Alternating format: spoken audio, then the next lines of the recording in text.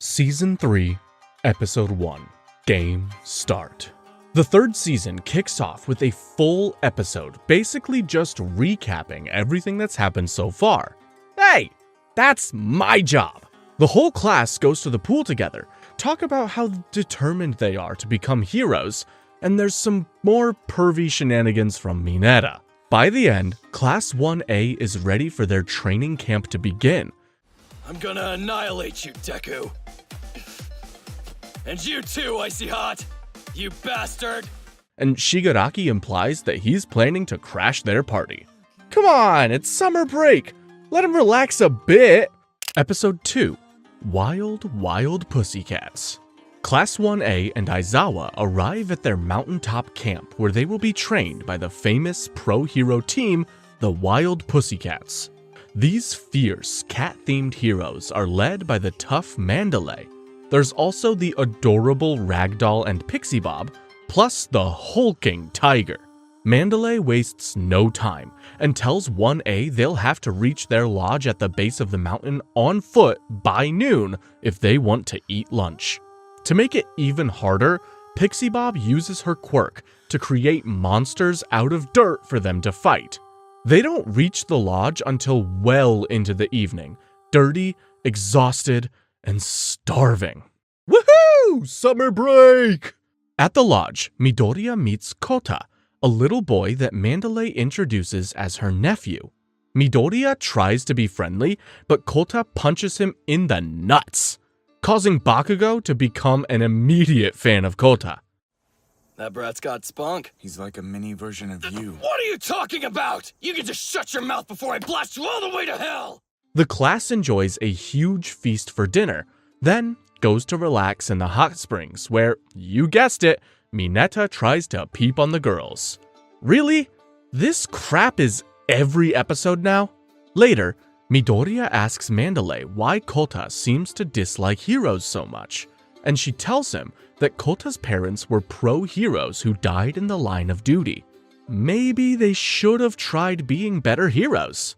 Episode 3, Kota. On day 2 of the training camp, Class 1B shows up to join the fun. Late as usual. 1B's homeroom teacher Vlad King tells his students that they'll have to work twice as hard to catch up. These two classes spend all day strengthening their quirks, each student training with the pussycat best suited to them. This increases the attack's range and lets him use it even with tummy issues. At dinner time, Midoriya notices Kota is missing, and Mandalay says he's probably at his hideout up on a cliff.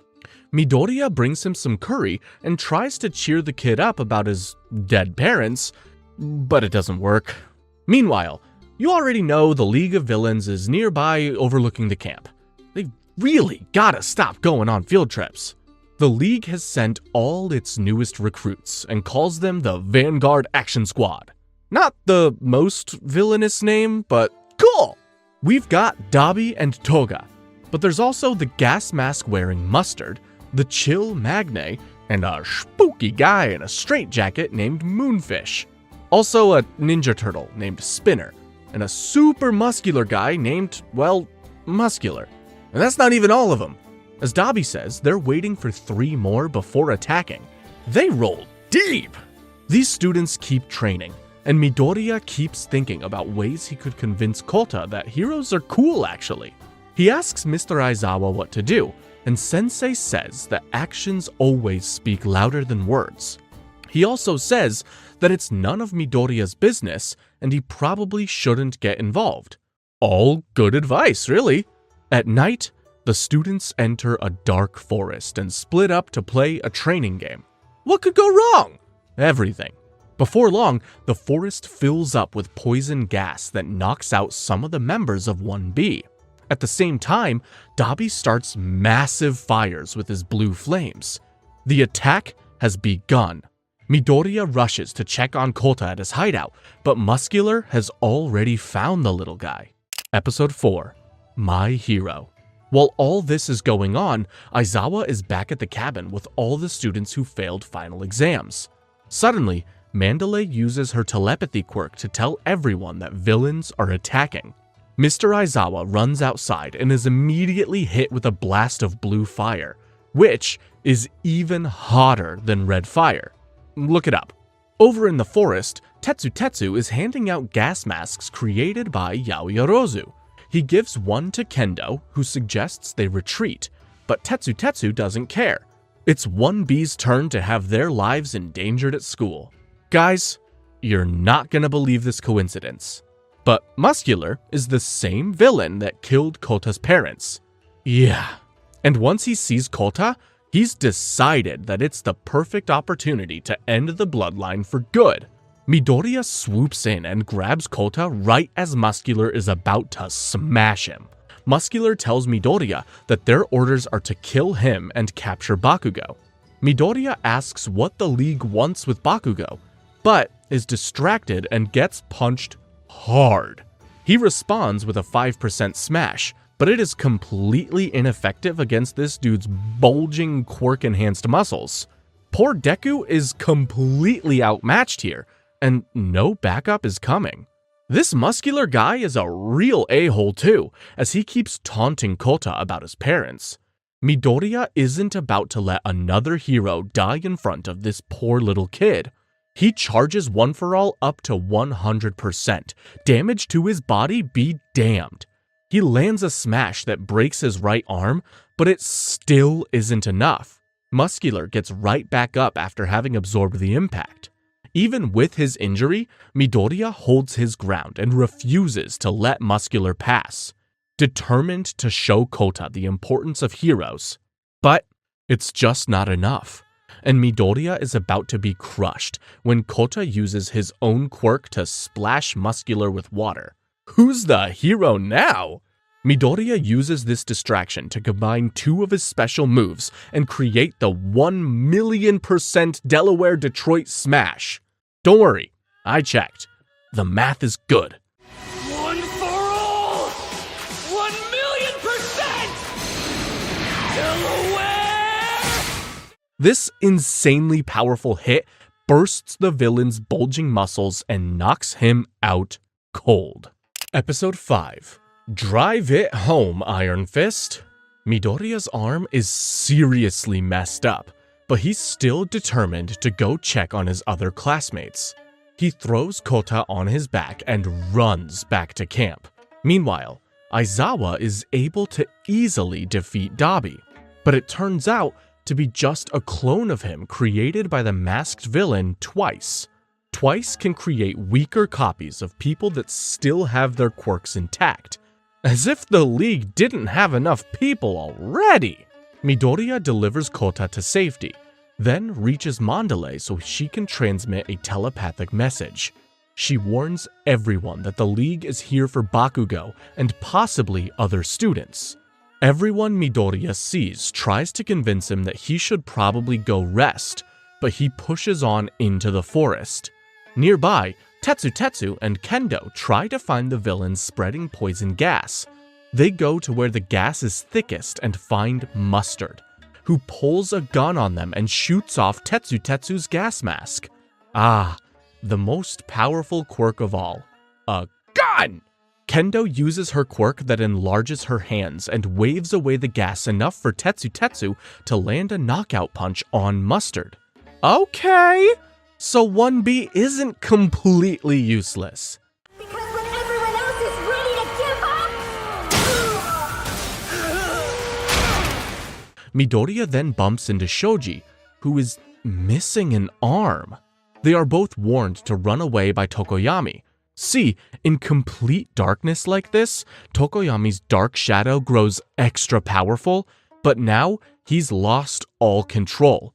He's basically a were-raven. Episode 6. Roaring Upheaval.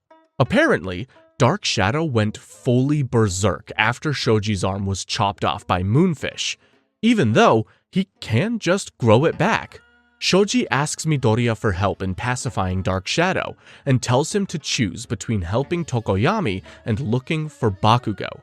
Midoriya chooses both. They lead Dark Shadow straight to where Bakugo and Todoroki are battling Moonfish, a psycho who can shoot his teeth out like blades. The powered-up Dark Shadow pins Moonfish with one arm, breaks his teeth, and sends him flying. Yeah, Birdbrain might actually have one of the strongest quirks in 1A. Then, Bakugo and Todoroki create light with their quirks that brings Dark Shadow back under control. Meanwhile, Uraraka and Asui are fighting the very talkative Toga. This little maniac doesn't even show off her quirk in this fight. She's just really good with a knife and loves collecting blood. Toga sniffs Uraraka at one point and can tell it's the smell of someone in love. She taunts Uraraka about having a crush. No, her biggest weakness. And Toga starts draining her blood. Midoriya and the others show up just in time, causing Toga to quickly retreat. Midoriya asks the girls to help protect Bakugo. But oops! Both Bakugo and Tokoyami have mysteriously disappeared. The theatrical Mr. Compress appears in the trees and says he turned them both into tiny marbles. It's just one thing after another tonight! With Bakugo captured, all the villains begin to retreat. Mr. Compress is too fast to catch on foot, so Midoriya combines Uraraka's anti-gravity with a tongue catapult from Asui to launch his group forward. Toga meets up with Dabi and Twice, telling them that she was only able to collect one student's blood. Out of nowhere, Midoriya, Todoroki, and Shoji all slam into the ground with Mr. Compress underneath them. Oh, and Twice is freaking out because he has multiple personalities. They're not the sanest bunch of bananas. Episode 7. What a twist! Getting right into the action, Mr. Compress turns himself into a marble so that Dabi can blast the whole group with a fireball. From there, it turns into a 3-on-3 brawl. Shoji thinks that he grabbed the marbles of Bakugo and Tokoyami at one point, but they were just decoy marbles. The real ones were in Mr. Compress's mouth the whole time. Ew. Aoyama, who has been hiding out of cowardice this whole time, finally decides to help and shoots a belly laser at Mr. Compress, knocking the marbles out of his mouth. Shoji manages to get Tokoyami's marble, but Dabi grabs Bakugo and all three villains escape through a portal. Bakugo is turned back into a human, and Midoriya watches as his friend is dragged away before his eyes. Nobody died, and police were able to arrest Muscular, Moonfish, and Mustard, but tonight was still a huge loss. The next day at UA, hordes of reporters show up to ask how they could let a student get kidnapped from a field trip. Netsu claims that the media is slandering UA and that this is exactly what the villains want, but I feel like they're right to ask these questions. This school gets attacked every other day. Then, All Might gets a call from the police telling him they've located the League's hideout. Apparently, as the villains were retreating, Yaoyorozu managed to slap a tracking device onto one of them. Over at the hideout, the villains tie up Bakugo and enjoy all the publicity they're getting. Midoriya and his friends are told to stand down and rest while the adults take care of this. If you think that's gonna happen, you don't know Deku. Episode 8. From Ida to Midoriya. Class 1A is split on whether they should try and help or just leave it to the pros. But let's not forget that Midoriya was seriously injured fighting Muscular. The doctor tells him that he has greatly degraded the structure of his bones, and if he sustains another injury like this, he may paralyze his arms for good. Undeterred by this, Midoriya, Todoroki, Kirishima, and Yaoyorozu plan to rescue Bakugo by themselves. Ida tries to stop them, saying they're committing the same mistake he made with Stain. Midoriya says this is different because it isn't about revenge, but Ida straight up punches him in the face. You think that'll stop him? This guy will break his own arms just for kicks. Midoriya promises that they'll at least try to avoid fighting and will rescue Bakugo covertly. Ida apologizes for the punch and decides to go with them. It's a class rep's job to keep an eye on his fellow scholar after all. Over at the League hideout, apparently the whole reason they wanted Bakugo was because they saw what a jerk he was at the sports festival, and thought he could be easily converted to evil. They think by recruiting a UA student, the public will turn on UA, and by extension, All Might. But while Bakugo may be an insufferable bully, he's not evil.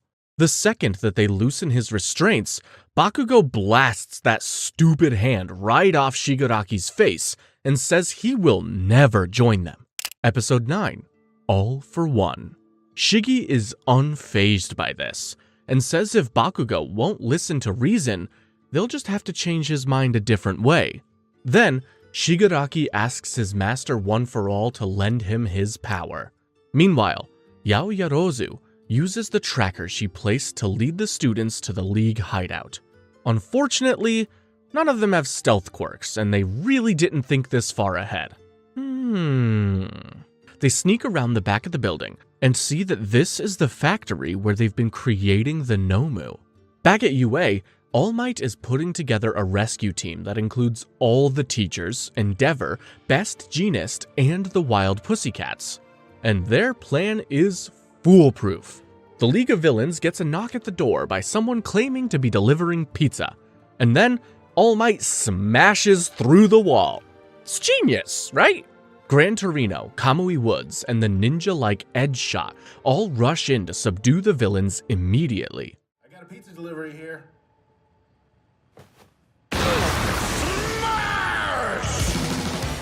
Meanwhile, Mount Lady smashes up the Nomu factory, and Best Jeanist uses his super strong denim fibers to tie up the remaining Nomu. Turns out that with a little prep time, these pro heroes are actually pretty dang good at their jobs. Gran Torino asks Shigaraki where All for One is, when suddenly, Nomus start getting teleported in. But Kurogiri is restrained, so this is someone else's doing. Then, there's a massive explosion at the factory, and everyone there comes face to face with All for One himself. Episode 10, Symbol of Peace.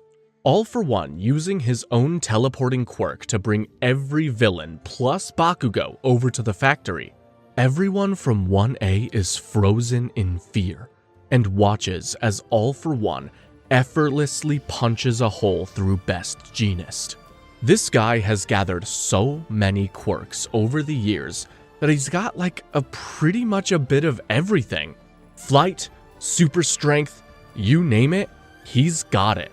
But have no fear because All Might is here. All for One is confident he can win this because while All Might has been growing weaker, All for One has only been getting stronger. On top of that, All Might is holding back because he doesn't want to risk hurting Bakugo with the shockwaves. So Midoriya knows they've gotta get Bakugo out of there. Todoroki creates an ice ramp for the others to launch off of. Kirishima, the one person Bakugo might actually consider a friend, calls out to his bro. Bakugo blasts himself towards them and is brought to safety. All Might declares he will not let All for One escape again and destroys his protective mask. Unfortunately, All for One is unhurt, and All Might starts to revert to his weaker form. All for One says that All Might sounds exactly like the previous holder of One for All, Nana Shimura. Introducing a dead character at the end of an episode? I think that means it's flashback time! Episode 11, One for All. When All Might was younger, he was a quirkless wannabe hero just like Midoriya. Nana Shimura helped put him on the right path just like he's doing for Midoriya now. Aww. In the present, All for One taunts All Might, telling him he is weak just like Shimura was. Gran Torino tells All Might to focus up, and reminds him that these taunts were how All for One was able to injure him last time they fought. Around the world, people watch a live broadcast of the fight, knowing that if All Might loses, there will be nobody to stop All for One. Everybody sees All Might's weaker form for the first time and starts to lose hope. All Might remains steadfast and says that his body may be weak, he will always be the symbol of peace. That's why he's number one. To distract him even further, All for One reveals that Shigaraki is actually Shimura's grandson. Yeah, the grandkid of All Might's teacher is now the disciple of the man that killed her. All Might starts to break down, but everyone cheers him on and shouts that he is their last hope. All for One creates a giant arm to smash All Might, but the number one hero summons up every ounce of strength he has left and meets the punch mid-air. Every trace of One for All left in All Might is concentrated into one attack. The United States of Smash. All for One lays on the ground, defeated. All Might raises his fist in victory, but everyone knows this was the symbol of peace's last fight. He smiles. He points right at the camera and says, "You're next." Most people think that this is a warning to other villains, but Midoriya knows this message was for him. The torch has officially been passed. Episode 12, End of the Beginning, Beginning of the End. All for One is taken into custody, but every other villain from the League manages to escape. Hey, it's still a win. In the hospital, All Might confirms that he'll never be able to use his hero form again. He asks Gran Torino how Shigaraki could be Shimura's grandson. Apparently, when Shimura was the wielder of One for All, she gave up her only son in order to protect him from the dangerous life of a hero. No judgment, but maybe if she spent just a little more time with her family, we wouldn't even be in this mess. Just saying. Eventually, all the students return home, and things are really heating up at the Todoroki household. Now that All Might is retired, Endeavor is officially the number one hero. But this isn't how he wanted to claim that title. Todoroki watches his dad stomp around and light the house on fire, refusing to accept a position he didn't earn. Based on this behavior, I'd agree. This petty bastard definitely doesn't deserve the number one spot. Then, All Might and Aizawa travel to each student's home and tell their parents about a new plan. Since villains keep attacking UA students, they think it would be best if the students just came to live on campus. Some families are harder to convince than others. We get some interesting insight into Bakugo's home life when his mom hits him and tells him it's his fault he got kidnapped because he's so weak. Now we know where he gets it. You kidding? Hell yeah, get this kid in a dorm room! You hag! Hit me again and I'll kill you! Midoriya's mother wants to pull him out of UA entirely. After all, he's been severely injured like a dozen times already. But Midoriya shows his mom a letter from Kota, thanking Midoriya for saving his life and reigniting Kota's love for heroes. All Might promises to look after Midoriya, and Mrs. Midoriya finally gives in. Then, we see All for One being transferred to the special villain prison Tartarus. He just smiles and says he has faith that Shigaraki will be able to continue All for One's evil goals. Episode 13, Moving into Dorms. UA High quickly builds some new dormitories, which is easy when you have a teacher who can summon concrete at will.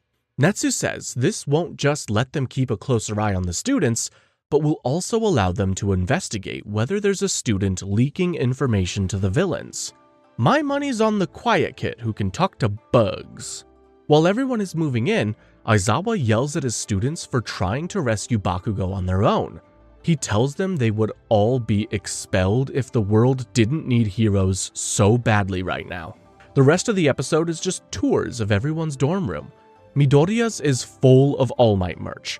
Shoji's room is just completely empty, and nobody even wants to see whatever sick crap Mineta is hiding in his room. I can't wait to see what other mischief they get into at the new UA boarding school. Episode 14, Create Those Ultimate Moves. The next step for the students of 1A is to get their provisional hero licenses, so that they can actually try to help people without getting yelled at. Aizawa warns them that the license exam is famously difficult, with only a 50% passing rate. To prepare, they're gonna need to spend some time developing ultimate moves.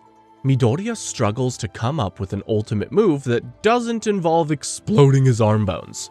All Might tells him that he is trying too hard to imitate the symbol of peace and needs to develop his own fighting style. If only there was something that was like arms, but lower. Then, Midoriya, Uraraka, and Ida go pay a visit to Hatsume to ask about getting upgrades to their costumes. Hatsume gives Ida some engines to put on his arms that send him flying right into the ceiling. This gives Midoriya the brilliant idea that if he can't use his arms as much, he'll just have to start kicking a lot. 4 days later, he's got a new suit and a new ultimate move. First, we see Bakugo's AP shot, a focused blast that punches a hole through thick concrete. Tokoyami has developed Black Abyss, where he basically wears dark shadow-like armor. A piece of debris starts falling onto All Might during the training, and Midoriya smashes it with a kick. This is his new full cowl shoot style. To me, it just looked like a kick. But cool name! Episode 15. The Test. On the morning of the licensing exam, Class 1A travels to a giant arena. This test isn't just for UA students, as it will include hero schools from all around the country. Here we go again with introductions. They meet Inasa Yorashi, a wildly enthusiastic first year from the number 2 hero school, Shiketsu High. Apparently, Yorashi was accepted to UA but turned it down for reasons. I wanted to say it just once, plus ultra! See, I really love UA High School! Mr. Aizawa starts getting hit on by Ms. Joke, a teacher from Ketsubutsu High who can make people laugh uncontrollably. One of her students, Yo Shindo, cheerfully greets Class 1A and encourages them all to do their best. Why does it feel like he knows something Class 1A doesn't? Then, Mr. Mera, an exhausted-looking employee of the Hero Public Safety Commission, explains how the exam will work. There are over 1,500 students here, but only 100 will pass the first stage. Sounds like a lot less than 50% to me. Each student will be given 6 red balls and 3 targets they must attach to their own bodies. If all 3 of your targets are hit, you're out, and whoever hit the 3rd target gets a point. The first 100 to get 2 knockouts while protecting their own targets will move on. Midoriya suggests that Class 1A all work together, but Bakugo, Todoroki, and Kirishima all go off on their own. The second exam starts. Everyone targets Class 1A since their quirks are widely known. Mr. Aizawa watches from the stands and tells Ms. Joke that he isn't worried. His students may be the center of attention, but that's just because they're on a whole different level from most of the Jokers here. Everyone from the other schools start hurling their balls at 1A, but they use their new ultimate moves to defend themselves. Ashido, aka Pinky, uses her acid veil technique to create a sticky defensive wall and protect her classmates. Then, Shindo from Ketsubutsu uses his vibration quirk to cause a massive earthquake. Then, Yorashi from Shiketsu uses his powerful whirlwind quirk to shoot dozens of balls with a gust of wind, and he eliminates 120 competitors at once. I'm so looking forward to it! All this chaos forces 1A to split up, and Midoriya has one of his targets hit by the sneaky, skin suit wearing Kami. She keeps disappearing right in front of Midoriya, then pins him down and sexily asks why he wants to be a hero. Hey! Is this part of the test? Oh, no? Okay. Then, Midoriya sees Uraraka about to be eliminated by other students and rushes to save her. They hide behind some rubble, but as soon as Midoriya's back is turned, Uraraka tries to eliminate him. He stops her and says he already figured out that this isn't the real Uraraka, because the real one wouldn't have needed to be saved. Kami's disguise melts away, and she attacks Midoriya in the nude. Is this part of the test? Please! The real Uraraka arrives with Sero, and Kami makes a naked retreat. Meanwhile, Todoroki is in trouble facing off with a group of ninjas from a ninja school. I'm not sure what the point of the ninja thing is when you all have superpowers, but they look cool and they have some quirks ideal for taking down Todoroki. Too bad this is the only appearance they'll ever make in this show. Episode 17, Class 1A. Todoroki is being forced back by water quirks, but then realizes the industrial area he's in is a perfect environment for him. He creates the ninja's greatest weakness, a huge explosion. He uses his fire to blow up a giant tanker and eliminates the incapacitated ninjas. Bye, ninjas! See ya never! Meanwhile, Yaoyorozu is in a battle of wits against an opponent with an IQ-bursting quirk named Psycho Intelli. She gets locked inside a room with Asui, Jiro, and Shoji, and freezing air starts blasting in. Intelli expects Yaoyorozu to spend all her energy creating blankets to block the vents, but instead, she goes on the offensive. She creates a giant amp to boost Jiro's sonic blast and knocks out everyone working with Intelli. Struggling in vain! Elsewhere, Bakugo, Kirishima, and Kaminari are fighting a second year from Shiketsu named Seiji Shishikura. Shishikura attacks Bakugo, but Kirishima jumps in the way and gets turned into a weird lump of flesh. Ugh. Out of all the quirks we've seen, that's maybe the last one I would want to have used on me. Bakugo uses his new rapid-fire special move to blast away a bunch of flesh balls, but Shishikura is undaunted. Has Bakugo met his match in Meatball Man? Episode 18, Rush. Shishikura tells Bakugo that he doesn't even care about passing this test. He just wants to eliminate as many UA worms as he can. He flanks Bakugo from the side and turns him into a meatball as well. It's up to Kaminari, aka Charge Bolt, to save the day. And fortunately, he's got an ultimate move up his sleeve as well. With his new lightning rod discs, Kaminari can shoot a powerful and accurate bolt instead of just discharging wildly. Pause. He shocks Shishikura, causing Bakugo and Kirishima to revert back to normal. Then, they hit Shishikura with a combined attack.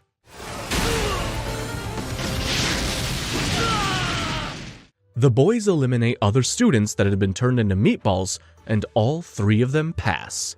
The rest of 1A that hasn't passed yet is running out of time. Aoyama tries to help out his classmates by shooting a laser into the sky and drawing all the competitors right into him. This beacon allows the rest of 1A to find each other and use teamwork to eliminate these pesky NPCs. Pretty soon, the 100 spots are filled, with every member of 1A moving on. These are some formidable freshmen. Meta informs the group that the second and final phase of the test will involve rescuing civilians. So, I think we can go ahead and safely fail Bakugo right now. Episode 19. Rescue Exercises. A group of professional actors will pretend to be people trapped in a disaster zone, and they'll grade students on both efficiency and personality. Yeah, okay, see you later, Bakugo. While preparing for this phase, Mineta learns that Midoriya got to fight a naked chick and freaks out! Uraraka isn't too happy about it either. Also, Inasa the Airbender tells Todoroki that he hates both him and Endeavor. What is this guy's problem? The exam starts, and 1A gets off to a rough start. They have no experience in actually comforting people, and half of them have terrible social skills to begin with. So, the second-year students stand out way more. That points off your score! The first thing you should do is see how bad my injuries are and if I can walk. 1A decides to split up and work with other schools to speed up the rescue efforts. Then, the second part of this test begins. The killer whale hero, Gang Orca, appears with swarms of goons, acting as the terrorists behind this disaster. The students will have to continue saving people while battling a whaleman and his thugs. Just another Wednesday. Episode 20. Save the World with Love. The next episode is a completely unrelated filler episode that ties in with the first MHA movie. At some point in the past, 1A participated in a special training exercise where they had to rescue people being held hostage in a jewelry store. But when they enter the store, they find the bad guy pretending to be dead, and it basically turns into a murder mystery.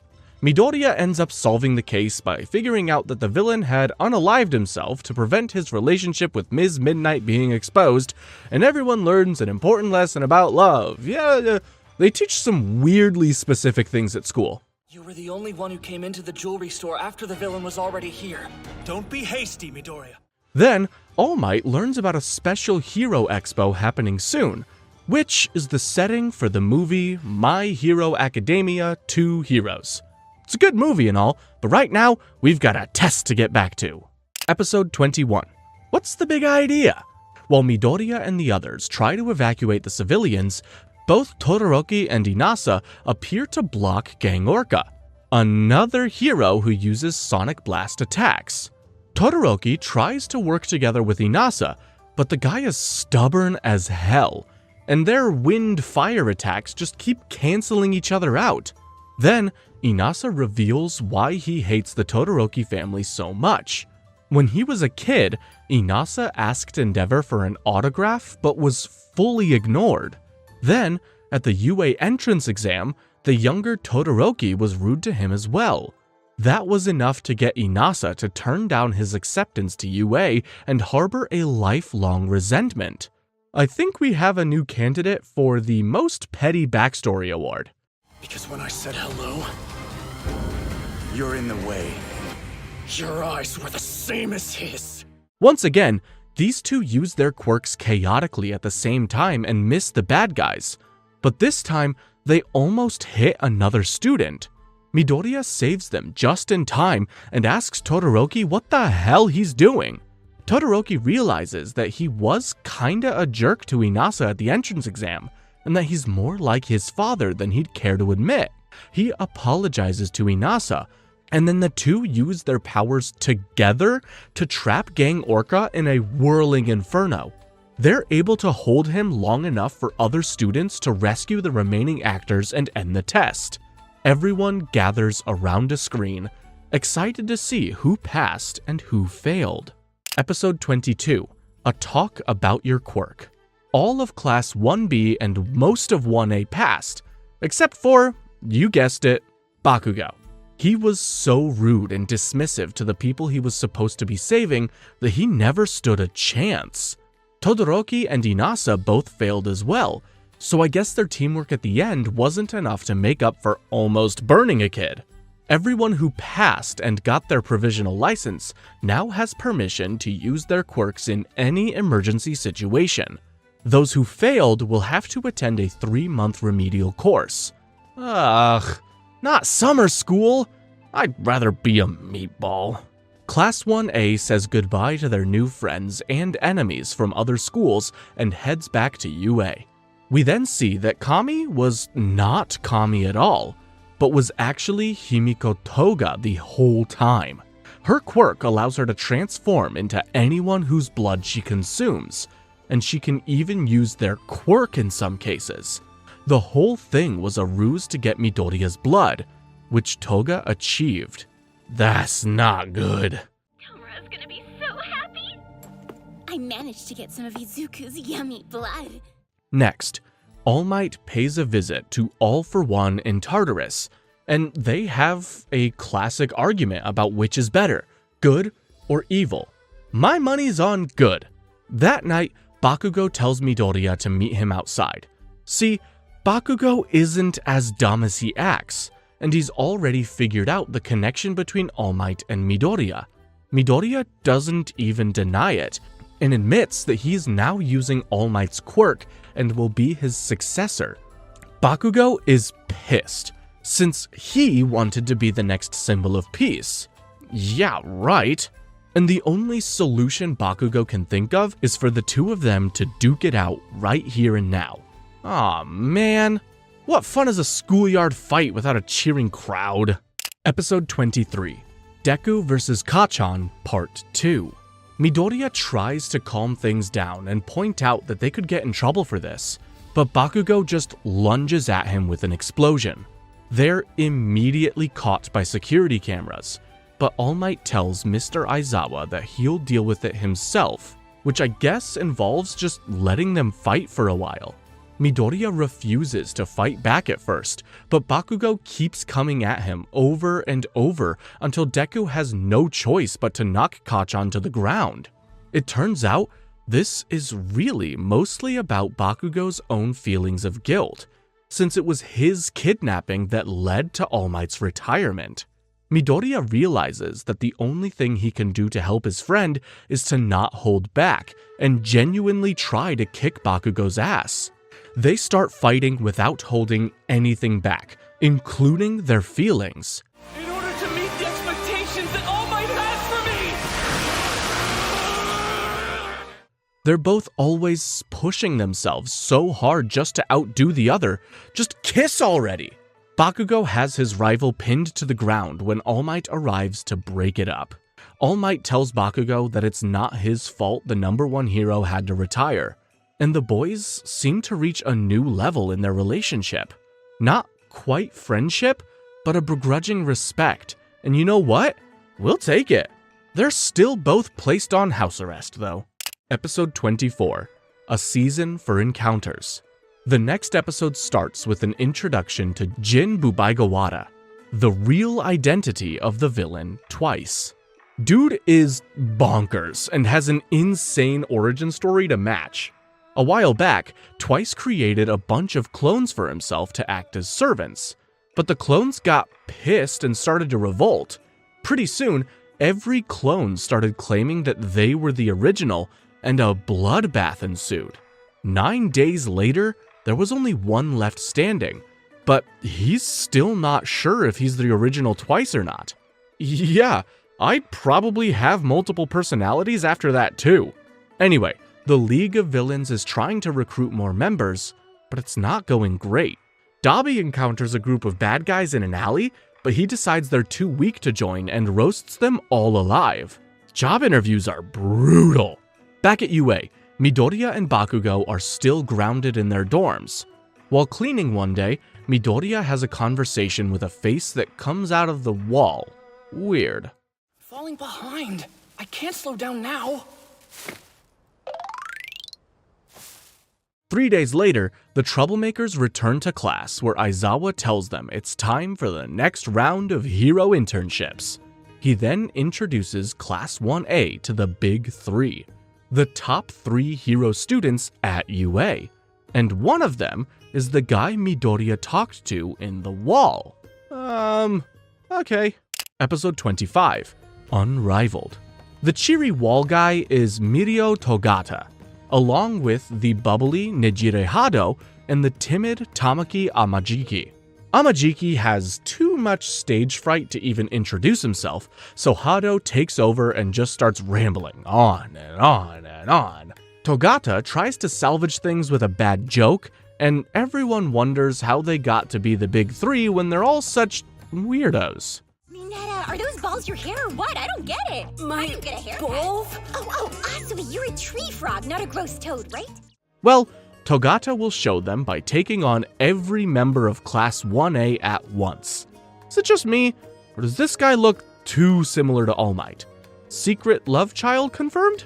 The students all surround Togata, and they get a big surprise when all of his clothes fall off. Jeez! Why does Midoriya have to keep fighting naked people? Togata leaves himself wide open, but every attack goes right through him. Literally. He easily takes out half of 1A because they absolutely cannot hit him. Togata phases right through Midoriya and knocks him down with a move called Blinder Touch Eyeball Crush. Don't worry, it's not as brutal as it sounds. After his flawless victory, Togata explains that his quirk Permeation lets him pass through solid matter. It's not as OP as it sounds though, because while it's active, he even phases through air and light. meaning Togata can't use any of his senses or even breathe. It's only super powerful because Togata has trained his butt off. You gotta give props to a guy who will just fearlessly beat up his upperclassmen while naked. Class 1A is amazed and even more pumped to start working with real pro heroes. Meanwhile, over in the shadows, the League of Villains has just made contact with a formidable villain known as Overhaul.